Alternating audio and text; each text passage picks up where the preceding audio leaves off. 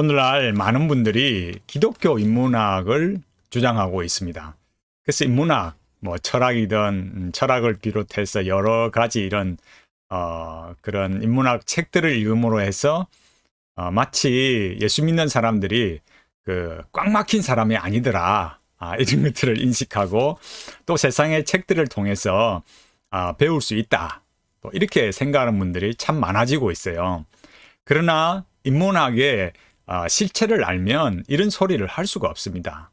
왜 이런 주장을 하면 안 되느냐라고 하면 제가 오늘 드리는 말씀을 통해서도 잘 아실 수 있을 거예요. 그래서 인문학이라는 것, 또 인문학뿐만이 아니라 이런 모든 이런 책이나 어떤 음악이나 미술이나 어떤 영역이든지 간에 이 멘탈리티를 좌우하는 핵심 키워드를 올바르게 알아야만 합니다. 그것은 먼저 내면 아이, 그러니까 인간에게 신성을 부여하는 내면 아이, 그걸 개발시키는 구상화, 그걸 추구하는 의미와 통일성, 그 본질, 내용, 그리고 그런 걸 인간의 욕망을 이루기 위한 도약, 이 5가지 키워드를 알아야만 하는 겁니다. 그러니까 신성한 내면의 구상화, 의미와 통일성, 도약, 이 5가지를 꼭 알아야만 합니다. 이걸 모르면 지금 이렇게 인문학을 이렇게 배워야 된다. 인문학 책을 읽어야 된다. 그런 소리를 하면서 그런 주장을 하면서 자꾸 이 교회 안에 말씀의 충분성으로 가지 않게 되는 거죠. 제가 지금 들고 있는 이 신문은 크리스찬 경남의 2021년 1월 20일자 수요일자로 나온 책의 책이 아니라 신문의 이 기사 내용입니다. 아주 신문에 많은 이 면을 할애해 있는데 여기 한 장로님께서 인문학 산책 해가지고 제목이 뭐냐면 2021년 코로나 시대 인문학 산책 에세이를 시작하며 라고 말했어요. 여기에 이제 제가 일일이 다 이렇게 언급하지는 않겠습니다. 일일이 말하지는 않겠지만은 여기에 말하는 그 고전이라는 거 이런 걸 말하면서 여기에 첫 번째는 뭐라느냐, 왜 고전을 배워야 되냐 이렇게 인문학을 말하면서 첫째로 고전을 통해서 우리들이 살아가는데 필요한 통찰과 지혜를 얻을 수 있기 때문이다. 이렇게 말했어요. 그래서 그 처음 말하는 책이 뭐냐? 플라톤의 소크라테스의 변론, 이걸 말합니다. 그래서 기원전 399년 그리스 아테네의 시민과 정치가들의 잘못과 지식과 정치를 통찰력과 지혜로 바로 잡으려는 참된 지식인이요 양심적인 철학자인 소크라테스의 법적 변론이다. 이렇게 말했어요. 그러나 우리가 분명하게 알아야 하는 것은 소크라테스는요, 그 당시에 소위 말해서 공적인 지식, 거기에 반대했기 때문에 죽음을 맞이해야만 했어요. 그 다이몬 신을 말했기 때문에 죽은 거죠. 그건 또 제가 다음에 말하겠지만은, 그러니까 이런 소크라테스의 이런 핵심이 뭐냐? 소크라테스의 이런 변론을 읽는다고 해서 그게 뭔 대단한 게 아니고, 플라톤이라는 그 자체가 뭐냐, 이데아의 세계, 그 이상국가론, 그러니까 그 플라톤에 의해서 또 흘러나오는 신플라톤주의와 그런 인간의 도약, 이런 것들을 모르면 결국 이런 소위 서양의 고전을 통해서 배워야 한다라는 것을 이렇게 오류가 일어나는 거죠. 그러니까 플라톤이 말하는 결국 그 내용은 철인 정치잖아요. 철학가 정치. 세상을 주름 잡는 사람이 결국 누가 되어야 됩니까? 철학가가 되어야 되는 거죠. 그럼 예수 믿는 사람 우리는 뭐겠습니까? 우리가 세상을 지배해야 된다라는 것이 아니라 철학이라는 거, 결국 이 모든 이런 우리가 현실에 드러나는 그런 일들은 그냥 덧없는 것이고, 결국은 이런 방식들이 나중에 관상기도로 가는 거죠. 왜냐하면 그 본체, 이데아의 세계로 가기 위해서는 그런 과정을 거쳐야 하니까요. 두 번째는 여기 이 교수님께서 말씀하신 게 뭐냐면은, 둘째는 감동과 기쁨이다. 이렇게 말했어요. 고전은 시대를 넘어 삶의 고비와 위기 속에서 어떻게 그것을 넘어가는가를 알게 되므로 독자들은 깊은 감동과 기쁨을 누릴 수 있다. 이렇게 말했어요. 그러면서 여기에 역시 또 아테네를 사랑함으로 바른 윤리적 사회생활과 참된 진리를 찾고 아테네 청년들에게 철학적 성찰적 삶을 가르치면서 오히려 사형을 선고받고 의연하게 독배를 마시는 소크라테스를 보면서 과연 시대와 지역을 넘어 정의롭고 용기 있는 삶과 죽음은 무엇인지를 진지하게 생각한다. 제가 이 소크라테스의 죽음은 제가 앞서 말씀드렸습니다. 그러니까 그 공적인 어떤 진리 개념, 공적인 어떤 지식 이런 게 아니라 다이몬 신을 말했기 때문에 그런 주관적이고 사적인 어떤 그런 거에 관련해서 결국은 죽음을 맞이할 수밖에 없었어요. 근데 여기 또 이 교수님께서 뭐라고 하시느냐. 이 교수님은 여기 밑에 양력에 보면 장로님이라고 나와 있어요. 여기 또 여기 내용에 그 계속해서 우리가 살펴보면 뭐라고 나와 있냐면은 공자, 그러니까 여기 뭐라 했냐면은 약육 강식의 춘추 전국 시대에 전쟁으로 생명을 잃고 고달픈 백성들의 삶을 생각하면서 평화롭고 살기 좋은 국가를 만들기 위해 동분서주하였던 공자, 자신의 정치 철학을 인정받지도 못하였으나 생의 마지막까지 자신의 이상과 꿈을 펼치기 위해 자기 스스로 학습하고 제자들을 인도하는 공자의 사상과 삶을 닮은 논어는 오늘을 사는 우리를 돌아오게 하는 감동적인 내용으로 충만한 고전이다. 야, 이게 교회 장로님이 이렇게 말씀하실 수 있는가? 정말 놀랍니다. 공자라는 게 역시 마찬가지로 플라톤과 마찬가지로 뭘 말하겠습니까? 이상국가론이에요. 그러나 그 공자의 내용의 그 이상국가로 가기 위해서는 뭘 합니까? 수양론이죠. 역시 자기 수양이죠.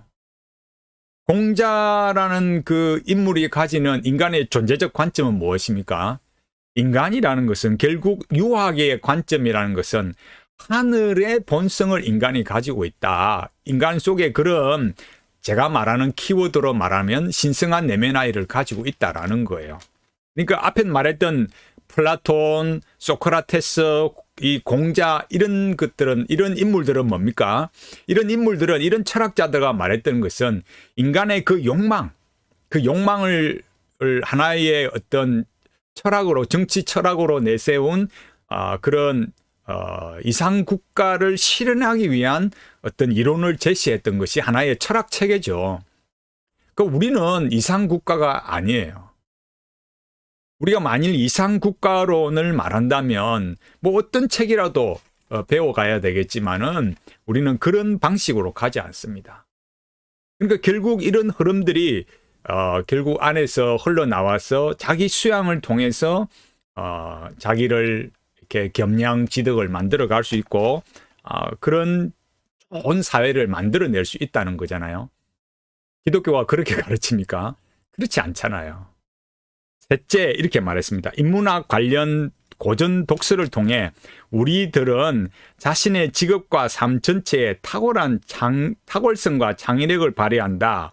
이렇게 말하면서 칼비테의 자녀교육법을 이렇게 말하면서 이런 인문 고전 독서법을 통해서 이렇게 자녀교육을 이렇게 하는 것이 좋다고 이렇게 말하고 있어요. 뭐 칼비테 교육 방법이든 뭐든지 뭐 우리가 뭐 어떤 소위 말하는 그 어떤 대화법이나 부모가 자녀를 하는 가르치는 거나 어떤 그런 것들은 우리가 많이 참고할 수 있죠. 교육의 방법론 측면에서는 우리가 실제로 현실적인 측면에서 많이 참고할 수 있습니다. 우리가 뭐 자라면서 성경만 읽는 거는 아니잖아요. 학교 가서 공부를 하고 또 시험을 치기 위해서 여러 책을 읽고 또 여러 교양에 관한 책들을 읽죠. 그러나 여기 이 칼럼에서 말하는 것처럼 마치 이 인간이 이런 책을 읽음으로 해서 뭔가 어떤 더 다른 어떤 그 뭐라 합니까? 그 세상 철학자들의 어떤 그런 걸 통해서 주장을 통해서 통찰과 지혜를 얻을 수 있고 성경의 어떤 그 내용보다는 좀 더 다른 것들을 자꾸 말하는 이런 것들이 매우 우려스러운 거예요. 그 얘기는 그 다음에 더 이렇게 나오는 겁니다. 넷째로 고전 인문학 독서는 지도력과 선한 영향력을 가질 수 있게 해준다. 기원전 356년에 마케도니아에서 태어난 알렉산더 대왕이 그리스와 입버릇이 돼가지고 그리스와 페르시아를 복속시키고 동서양의 광대한 영토를 정복할 수 있었던 지도력은 16세 때 아리스토텔레스의 가르침으로 호메로스의 일리어스와 오디세이를 읽으며 인문학적 소양을 쌓았던 지식과 지혜가 그 기반이 되었으면 잘 알려진 사실이다. 이렇게 말했어요. 그리고 그걸 다른 사람들도 추천한다. 이렇게 말했는데 이 그리스의 이 전쟁사 신화는 뭘 말하겠습니까? 인간의 욕망과 또 운명에 대한 싸움이다 이거예요. 제가 앞선 다른 영상에서도 말했듯이 포기하지 말고 운명과 싸워 이겨라. 그게 실존주의죠.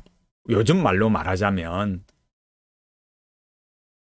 이런 거를 가르치고 이런 걸 또 이렇게 책을 읽어야 된다 이렇게 말. 우리가 참고로 읽는 것하고 물론 오디세이 읽을 수 있고 그렇게 할 수 있어요.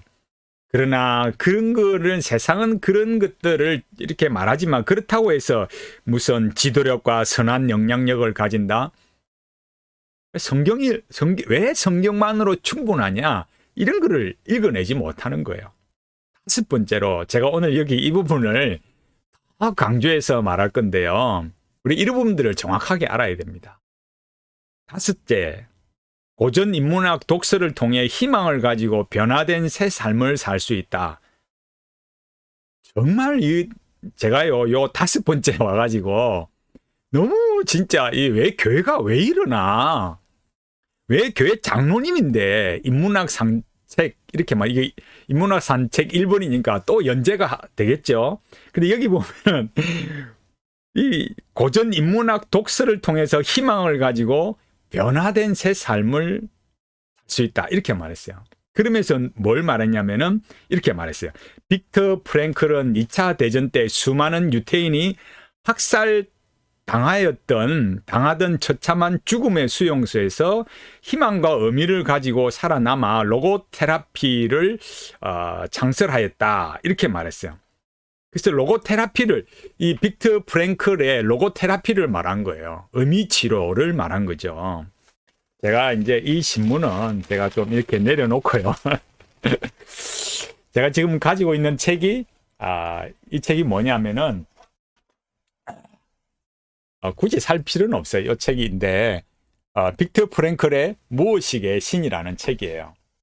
이 책에 보면은 제가 말씀드리려고 하는 이 문제의 핵심이 여기에 5번째가 중요하다고 했잖아요. 그러니까 여기 이 장로님께서 이 말하는 여기 말했듯이 인문 고전 독서를 통해서 희망과 변화된 새 삶. 그럼 성경은 뭐냐 이거예요. 왜 이 빅터 프랭클의 무의식의 신이라는 이 책이 중요하냐면은 이 책의 35페이지 이렇게 말합니다. 요컨대 영적 현상들은 무의식적일 수도 있고 의식적일 수도 있지만 인간 실존의 영적 바탕은 궁극적으로 무의식적이라는 말이다. 이렇게 말했어요. 왜 이런 말을 하겠습니까?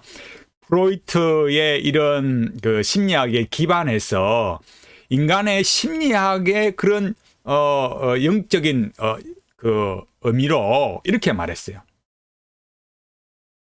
그러니까 결국 무슨 말이겠습니까? 우리가 막 종교다, 이런 영성이다, 이런 말들은 결국 어디에서 나온다고? 영적이라는 결국 이 인간의 무의식 속에 있는 것이다. 그럼 요 장로님이 말씀하시는 이 변화된 삶, 이 로고 테라피를 가르치는 의미 치료를 말하는 이 의미는 도대체 어떻게 되겠냐 이거예요. 그럼 우리가 믿는 기독교는 이 무의식의 작용입니까? 그럼 꽝이죠. 기독교는 아무런 의미가 없는 거예요. 제가 로고 테라피 뒷부분에 다음에 말하겠지만은 또 다음에 말씀드릴 시간이 있어서 제가 로고 테라피 말했지만은 또 영상을 대부분 제가 좀 짧게 하기 위해서 제가 이 말씀을 드리는데 결국 나중에 이 빅터 프랭클이 말하는 건 뭐냐면은 결국 종교라는 거, 이 영적이라는 것은 궁극적 실제를 찾아가는 것이다. 또 거기에 대한 반응 어떤 그런 걸로 설명을 해요. 제가 왜 칼바르트의 전적인 타자, 틸리의 궁극적 실제, 또 이어령 교수가 말하는 썸씽 이런 것들로 가면 왜 기독교가 다 무너지고 선불교로 간다 하느냐. 이 빅터 프랭클이 말하듯이 결국 기독교는 뭐가 됩니까? 무의식의 작용이에요. 이렇게 인문학을 통해서 뭐 희망을 가진다, 변화된 새 삶을 산다, 의미를 가지려고 하는 그 의미라는 게 결국 뭐냐?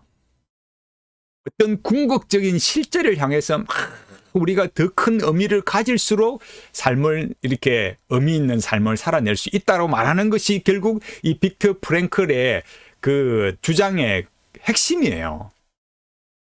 제가 여기 지금 이 5가지로 이 장로님이 말씀하신 이 교수님이 말씀하신 5가지 누굽니까? 플라톤, 소크라테스, 또 공자, 여기 또 말한 거 칼비테, 그다음 뭐 오디세이, 또 여기 말했던 빅터 프랭클 이런 것들이 결국 다 뭘 말합니까? 인간의 욕망을 말하고 있는 거죠. 인간의 이상국가.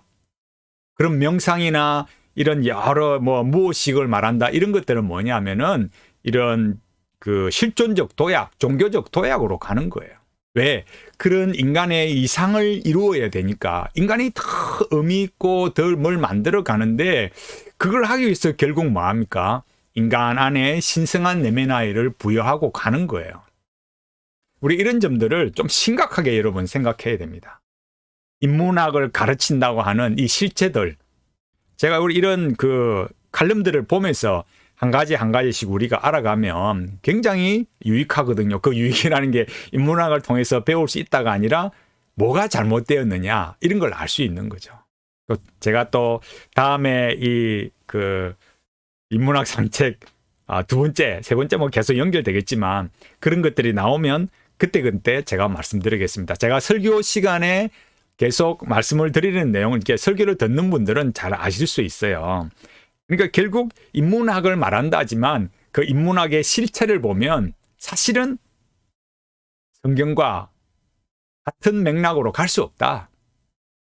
성경이 이런 인문학보다 훨씬 충만하고 말로 할 수 없는, 비교할 수 없는 것들을 제공한다. 그러니까 참되고 영원한 의미와 통일성은 하나님으로부터, 하나님의 말씀으로부터 주어진다. 세상은요, 그런 그 참되고 영원한 의미와 통일성을 얻기 위해서 인간 안에 신성한 내면아이를 부여하고 신성성을 부여하고 종교적 도약을 감행하는 거예요.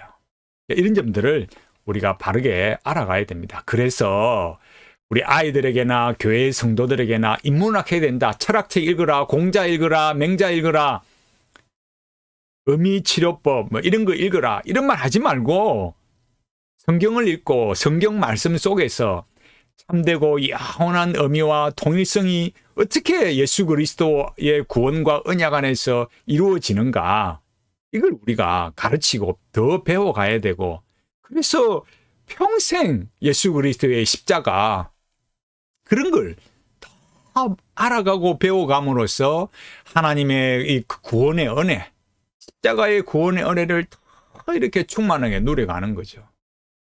그래서 사도 바울이 말한 것처럼 내가 예수 그리스도의 십자가 외에는 자랑할 게 없다. 뭐 이렇게 뭐 이런 책 읽어라 저런 책 읽어라가 아니라 우리의 자녀들에게 성경이 가장 탁월하다. 예수 그리스도의 십자가의 구원이 우리에게 어떤 의미와 통일성을 주는가를 배워라. 더 풍성하게 누려가라. 그렇게 가르쳐야 되는 거죠. 오늘 이 크리스찬 경남의 칼럼을 통해서 살펴봤습니다. 우리가 하나님 안에서, 말씀 안에서 참 우리가 바른 길로 걸어가도록 이 세상의 인문학의 영성에 혼합되지 않도록 이 신앙의 싸움을 믿음으로 잘 감당해가는 우리 모두가 되기를 간절히 바라겠습니다.